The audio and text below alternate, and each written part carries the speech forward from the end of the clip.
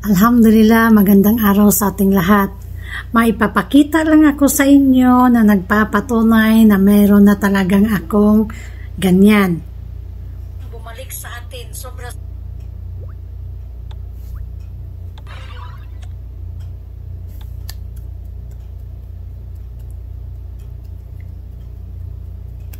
nagpapatunay na kumikita na talaga ang ating long video.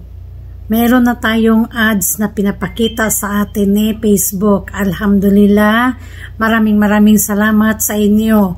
Nagsisimula na tayong mag-earn sa ating long form video.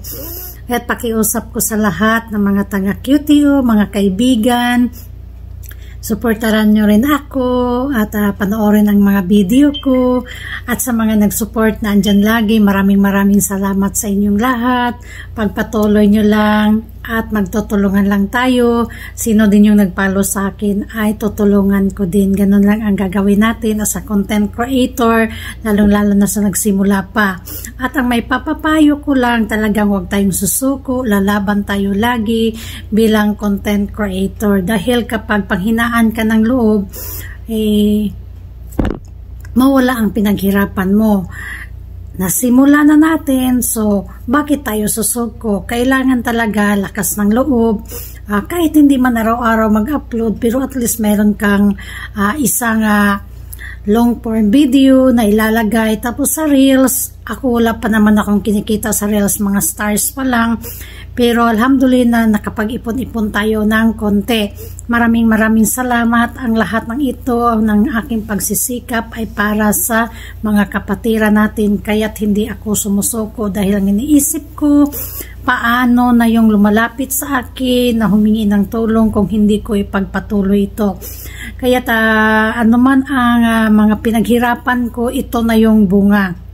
Alhamdulillah, sobrang saya natin dahil matulgunan na natin ang mga lumalapit sa atin. Ito yung sinasabi ko lagi, kaya ako susumikap at hindi ako sumusuko sa aking paggawa ng mga form video. Kahit ano pa man ang mga mga mahirap na pinagdaanan ko at mga pagsubok na muntik na akong sumuko, pero hindi ako sumuko. Lumaban ako para sa inyo, para makatulong ako para sa mga kapatiran natin at matugunan natin ang kanilang paglapit sa atin. Maraming salamat. O ulitin ko, QTO family, mga followers, mga family natin, suportaran nyo ko sa aking paggawa ng long form video. Maraming salamat. Naway ang Allah subhanahu wa ta'ala ay gabayan tayo lagi, patnubayan tayo lagi, at lahat ng ito ay kanyang kalugdan at kaawaan niya tayo sa lahat ng panahon. Maraming salamat at God bless sa ating lahat.